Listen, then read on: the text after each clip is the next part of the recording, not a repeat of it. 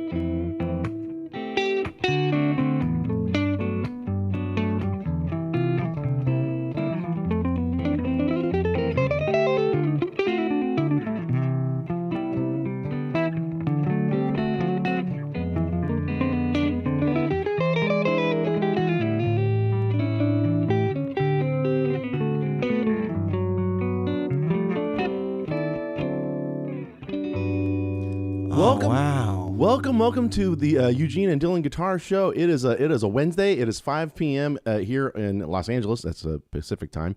Therefore, we are live. We missed you last week. It was just one of those. You know what I was doing last Wednesday? No. What were you doing? Flying to Florida. Flying to Florida. And I'm now starting to wonder if we should. Should we teach Florida to school children? I had a blast. It was so beautiful there. Obviously, the weather was just like here. Actually, we flew into Fort Lauderdale, and it was just starting to rain here in LA, and we're all kind of making this. We're getting out of LA at the right time. The rain or that. It was pouring buckets in Fort Lauderdale. It rains like crazy in Florida. It rains constantly in Florida. Oh my God! And then the next day was bright and beautiful. And by the way, I'm playing your beautiful Gibson guitar to hide my midriff because I ate Cuban food 5 days straight. I think make you chubby. I feel like I should be like some sort of like I should own like a large plantation south of Havana, right? And I should just wear a big hat and a white suit and like 80 grandchildren running around me, but the way I ate. That sounds really nice. With a big, beautiful suit. That's not a bad life. I don't want to do this anymore. You know what I mean? Are you going to walk off the show? No. Hey, I'm Eugene over here. That's Dr. Dylan Caligiuri over there. We want to thank you for joining us. Say hello in the chats there. We got check 1, 2. Happy Thanksgiving to you as well, Eric. Thank you very much. Happy Gratitude Day to everybody. Honestly, I hope you guys, my thing, although Thanksgiving, for years, I make one plate and I'm done. One plate, done. I never, ever get myself too loaded on Thanksgiving. But there should be some good NFL matchups there, too. Again, tell Michael Storms what model guitar this is right here that I'm playing of yours. That is a Gibson ES 165. 165. It's got the humbucker in the neck position, and that's all you get, buddy. Yeah. It's just got a volume and a tone. And it's a 1980. So this is a vintage guitar. It's a model from 1980. And it's not often available for the show, but when it is, I don't even ask anymore. Yeah. It's really bad. From Manitoba. Hello there, Kevin. Happy Gobble Day to you. Oh yeah. Hey, you know what? Canadian. We're all Americans, right? Yeah. I know you guys have a different. Sure, why not? But we're all Americans. You notice the Parliament. By the way, I haven't asked about what's with the Parliament Funkadelic poster in the background. Not that I'm complaining. I just have a ton of posters from concerts, and so I started. There's more behind that too, and then But did you go to that gig? No, well, that might have been a little bit before me. I was going to ask. Maybe. Actually, I might have been alive, but I don't know if I was doing anything significant. And then have you talked about this new guitar on the show? I don't know if you went through it a little bit. We have a little bit of time here. Yeah. What is it, Dylan? So it is a Sir Alt T Telecaster. It's got T standing for Telecaster. You know what? It's like an alternative. Yes, I believe Telecaster? so. Yeah, and the Alt I think is because it has the F hole in it. It's brass saddles. These are called Thornbuckers, named after Pete Thorne. Yeah, they're really hot pickups. Yeah. We all love Pete Thorne. Pete, if you're out there. I saw him once in London. I had a night off in London. Yeah. And someone I knew his piano player. Sorry. And it was kind of a bizarre, not a bizarre venue, but it was a strange room, but as soon as he started playing, it was not a strange room. Everything just fell into place. Beautiful London has incredible players in it. People don't know that, but it's like, don't go to London unless you're ready to throw down. I just want to point out, it's the 3 brass saddles on your bridge. Yeah. Now, here's what's significant about it. I'm going off mic. That little silver guy in the middle of each of them. This is a huge innovation, people. It is. I just came across this on one of my. Can you flip the cameras? We'll show them up close. On one of my tellies on the Dwight gig. We were having a slight intonation issue, and I didn't realize that on these newer American vintage tellies by Fender, and I obviously Sir uses them. That really helps with the adjustment of the pitch on the angle of that saddle, so you can get better intonation on both strings. So sometimes in the old days, you were pretty much stuck.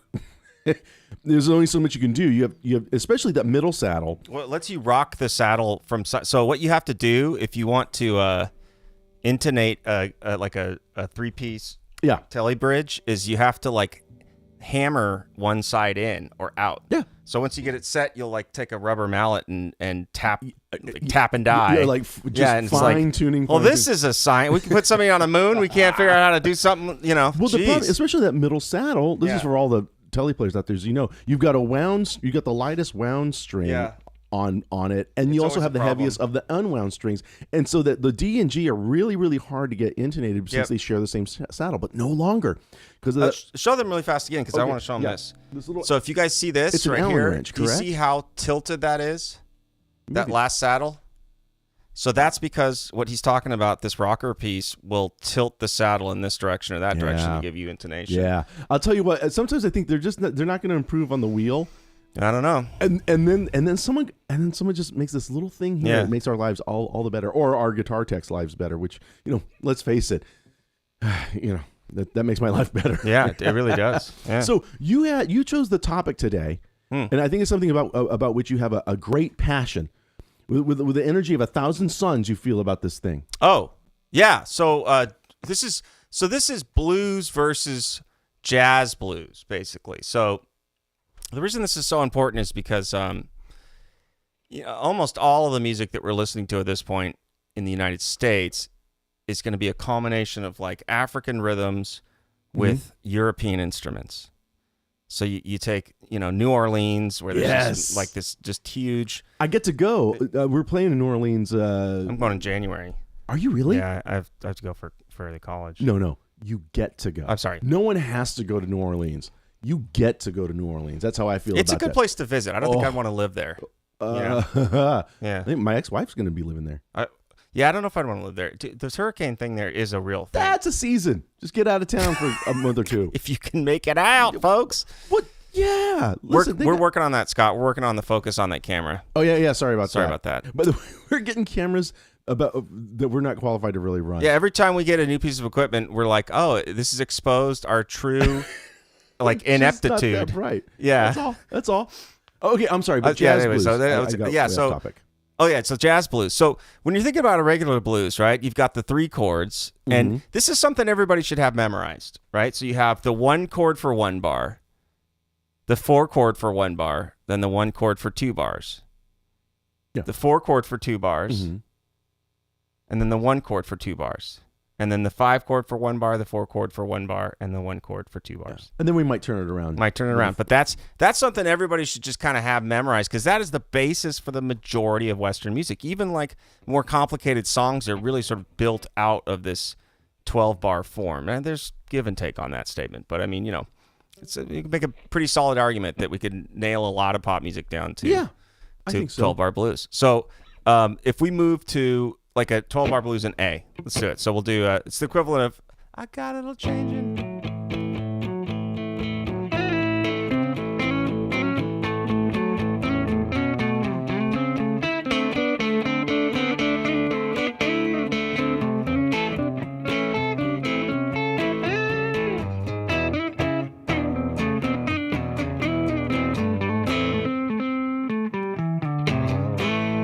So now, if we're gonna make that into a jazz blues, right? Just like the record, people. Okay, so basically, what changes on the jazz blues is you start to preempt chords with their dominance. So, for instance, when we're going to the 4 chord, what is the 5 of the 4 chord? So if we're in the key of A. Well, ironically, it's A. It's A, right. But it's A7, so okay. So a lot of times what they'll do is they'll play something called a tritone substitution right there. Okay, so that way, because otherwise I wouldn't know the difference. Exactly. Because you'd just like, well, you played the 5 of 4 because the 5 of 4 is A or Right, 1. I'm already there. Right. So if we played, and then tritone sub of that, which is going to be E flat 7, and then went to D. And that's our 4. So we've got...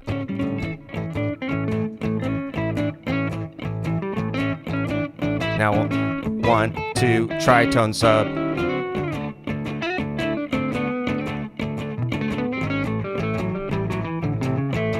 Now, here's where everything changes. We've got 2. Oh, right.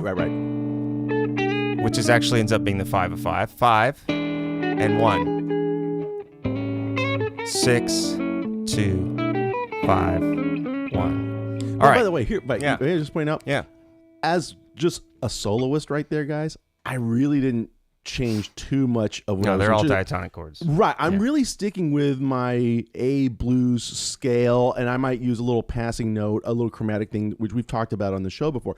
But what Dylan did as a rhythm player look how hip he made me sound. I did. I really did. It It sounded really like a hit Christmas me up. song and a Payless commercial. I looked up in the camera one, and I had a goatee all of a sudden. Yeah, I didn't a little have it French cigarette. when we started that. I didn't. Yeah. I was smoking Guyz. So let's do it. Let's show it to him a couple times. So, okay, we'll run through it, and then if you guys have any questions for us, we'll start to tear it apart even further. Yeah, that Gibson on the tone, but the Gibson. By the way, the amp is on the exact same setting I use for every show. It's from one of the Fender Mustangs, and it's Fender Country settings. Probably something he made up years ago. For consistency, I just usually use the same setting. Might change guitars, and this Gibson is just good to go. Yeah.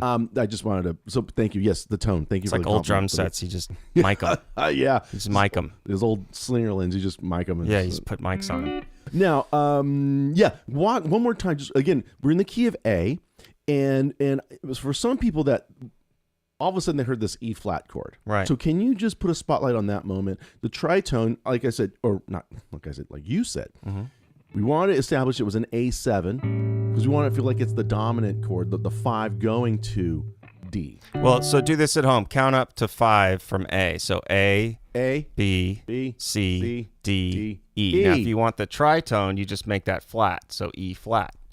And you've got flat the 5. Flat the 5. I'm into like alliterative little hints. Yeah. So flat the 5. What that ends up being is a half step above what is our 4 chord or our landing chord. So if we're on 1. Oh, sorry. This is bar 2. Yeah. Bar 3.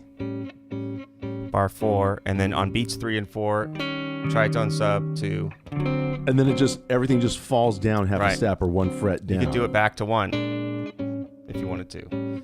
Because the mathematics still work. They still work, yeah. Yeah. And okay, so any questions? It all uses shuffle though, right? Well, it doesn't have to, but right now because it's jazz, we're gonna keep a swinging pocket going. Yeah. That's where it's just how it originated. By all means, Eric, have fun with this. I don't know if you use GarageBand or something like that, and do that, but don't set a shuffle swinging beat. Set like a really straight electronic beat if you want to, and see how this tritone substitution, see how this flat 5 falling down to the 4 chord right before you go to the 4 chord.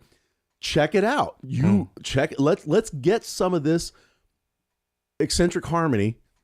Let's get that over different beats. Let's see what we can. Let's just see what happens, Eric. That's your assignment, buddy. That's your assignment. Put this stuff, but not over swinging shuffles.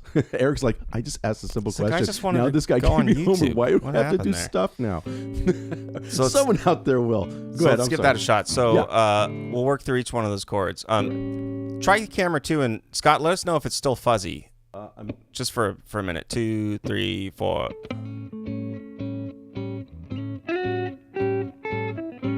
Here comes your 4 chord.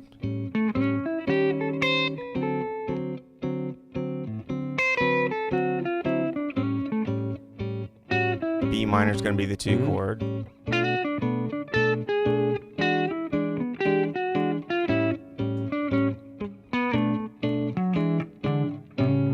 Good. Awesome. No, it looks good. Doesn't look too fuzzy. Awesome. So basically, that is the difference between a 12-bar standard blues, if you will, so like a Stevie Ray Vaughan blues or something, and a jazz blues. And what you guys can do, if you're more of an advanced player, you can actually apply these chords even when you're not playing a jazz blues. So if you play me a standard blues, I'll show you what I'm talking about.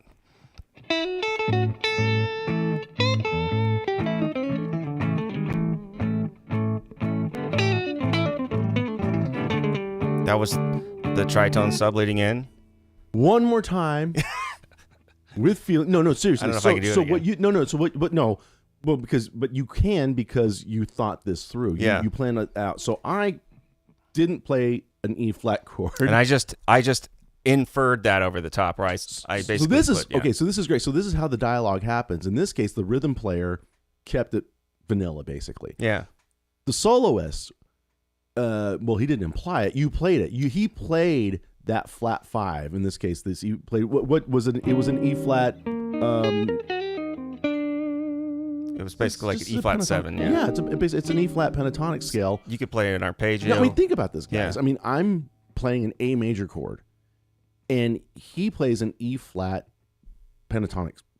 He plays a solo. He uses that scale over an A major chord. Now, this should it's about as far away as you can get. This is look at your circle of fifths. Yeah. It is as far as right. It's as far away as you can get. So it should be like crossing the streams in Ghostbusters, but part of the reason that you did it for what, half a measure? Yeah, that's part of the reason it works is because it's short tension, and very short tension. So he's passing. It's this transitional move, and he's actually creating a tension. Obviously, he's playing E flat scale over an A major chord. Look, let's just do this. I'm gonna play an A major chord. Play the scale slowly so they can hear how dissonant this really kind of is.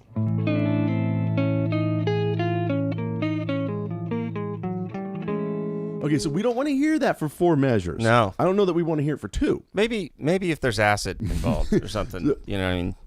Yeah. So Parliament would do it to you. Yeah, so the fact that Dylan skated through that, he just he went outside just for a second and created a harmonic tension there, and then fell into that 4 chord. He used it to get to his D major. And I met him there. He met me around the corner, And this is so. In terms of, by the way, if I may, this just goes to show you can really spice up your playing and sound quite advanced by just applying these very simple ideas. It's the ideas that we really need to get in, because honestly, you've practiced this scale, no open strings. You just just think flat 5. Right before it goes to the 4 chord. Obviously, you have to go slowly in the beginning, but it's not a technical thing necessarily. It's a conceptual thing.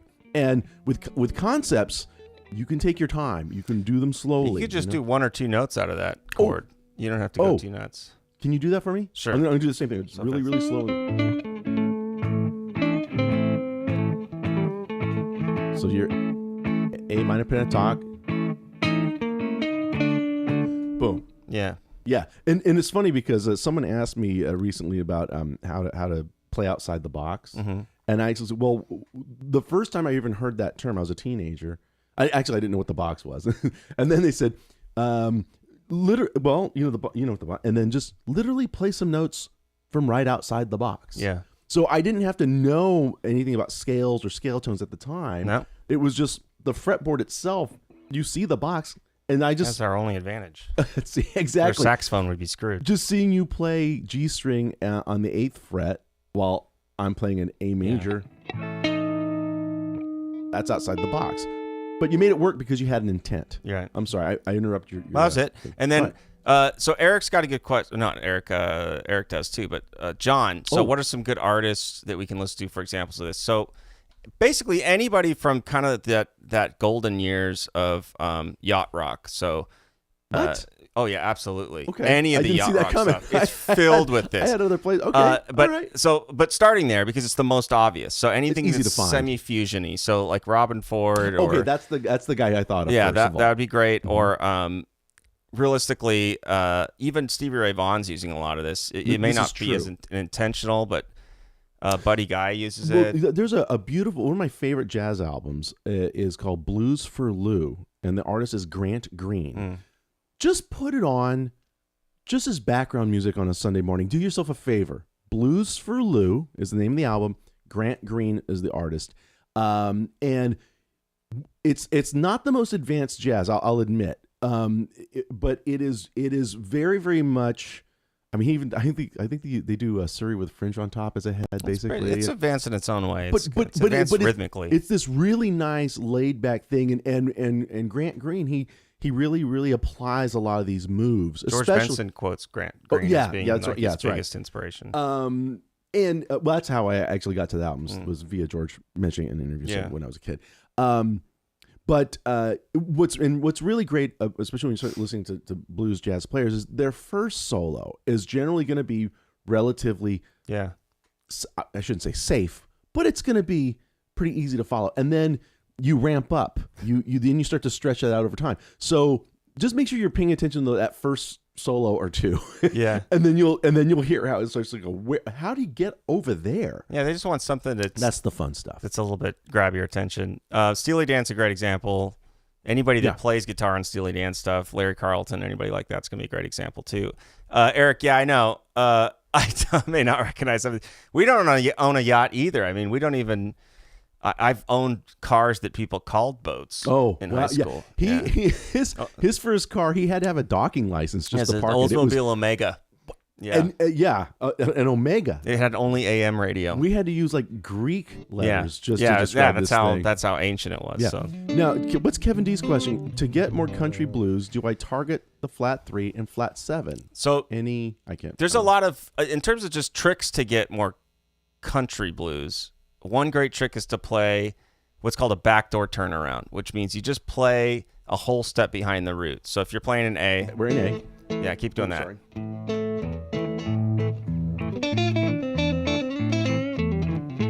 So that's playing G7. Okay, so real quickly, one more time, just slowly. I'm playing an A major chord, so you're jamming in A, right? And you're the soloist. And what you want to do to, again, create that real country blues sound is we're in A, you're going to think in G for this moment. Yeah, flip to the other camera, and that you'll be able to see it really carefully. So if I'm playing, this is where A normally would be for minor pentatonic, right at the 5th fret. All right, now if I'm in the key of G,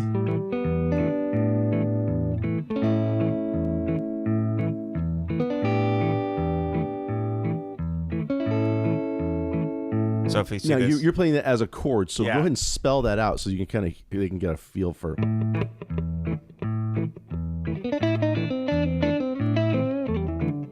do it half as fast. Now, what's really hip? No, real quickly though, you kind of riffed a G minor pentatonic blues lick, and then graced yourself up to A major. That's right. So it was that resolve that made that whole thing work. Yes, he started outside, but it's the way you come back in that really it gives us that release. Yeah. And it makes it sound like you know what you're doing. Okay, one more time. I'm sorry. You know, a slower tempo you want? Or no, you keep going. I'll do half as fast.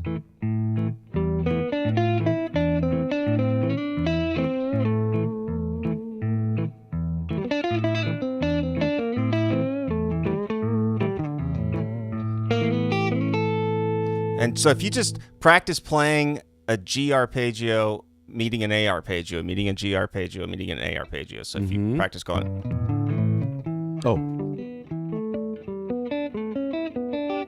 So he's playing 1, 3, 5 of each chord? Of each one of those. That's all it is. Sorry. No, that's okay. That's really all it is. That's see. That kind of so cool? Again, and that sounded way hip, advanced, moody, ethereal, evocative. It did these things emotionally, but we didn't have to. I mean, we didn't cover the chalkboard in tons of algorithms. Not at all. We really took. So you have. Even if, again, he's working with a pentatonic scale. Yeah. It's one of the first ones that we learned. This is why I kind of don't buy, you see these on YouTube, and you'll see these, here's the one scale you shouldn't learn because it ruins all guitar players. These really hyperbolic statements. Wow, and there's a little picture of a guy going like this. I can't stand it. There's nothing wrong with the pentatonic scale. Absolutely nothing wrong. Yeah. Again, we don't have most of our modern music without it. Yeah. Sorry. So major or minor, doesn't matter. So, but what we do with it is what matters. And like what Dylan just explained, used right there, it's just juxtaposition, just a little bit. Well, and yeah, so to add to that further, so play an A minor 7 chord. Okay, so a pentatonic scale is just a reduction of a larger scale. So if I play a pentatonic Aeolian, that's Aeolian where I skip 2 notes and I end up with 5-note scale. Now play A major.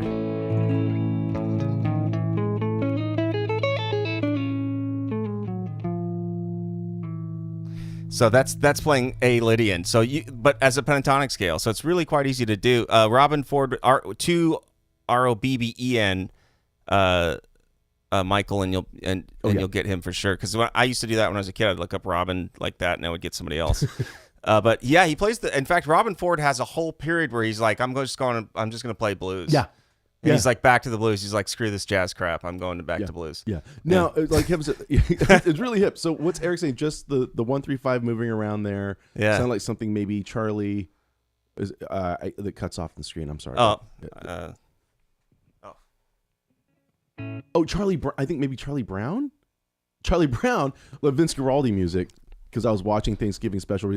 Probably Guaraldi. Yeah. Definitely Vince Guaraldi, the composer and pianist who provided a lot of that music for the Charlie Brown stuff. So those are sixths. And yeah, so the pentatonic scale has a lot of sixth sounds in it because it's got that wide gap. Got the wide shapes in it. So that makes sense to me, sure. Yep. Good ear, by the way. Yeah, that's how you start to pick these things up. And the more the minor pentatonic is my home, says Michael. That's great. So here's something. We'll leave you guys with this, and then also, if you want to learn more about this, we're teaching a till lesson. The link is in the description here. Of this lesson today. Can I tell them what's up? Can I tease them with what we're going what the yeah. Okay, so we are going to really examine and analyze and use My Cherie Amour by Stevie Wonder as part of a chord analysis and the scales that create such a timeless melody. And again, the idea here is that it's really not that difficult. It just needs to be broken down. It just needs to be slowed down and broken down, and then we see how these things all kind of line up together like a beautiful, tasty grid. Yep, that's right. That's where we're gonna go, and it's. And we start easy and we build up, and because that's how we learn. Yeah, and the style's pretty irrelevant. I mean, if you're into metal, it doesn't matter. It's the same thing, whether it's My Cherie Amour or Pantera. That's a classic thing, though, where you do that tritone substitution. Absolutely. So if it was My Cherie Amour and we're on this, if I play the C major 7 arpeggio, now if I just add a different note below that, I have, let's see. And I get the same kind of like metal riff over the top. So it's just the style's irrelevant.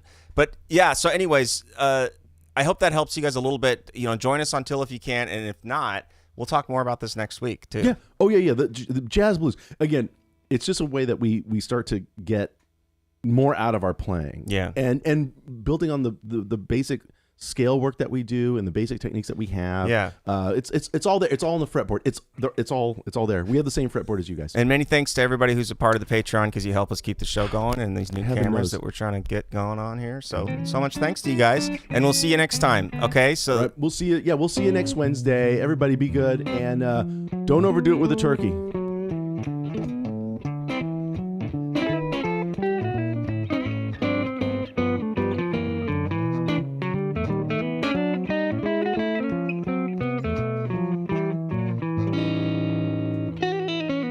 Do I have the thing or you have the thing? All right. I have one thing. You have the other thing. Yeah.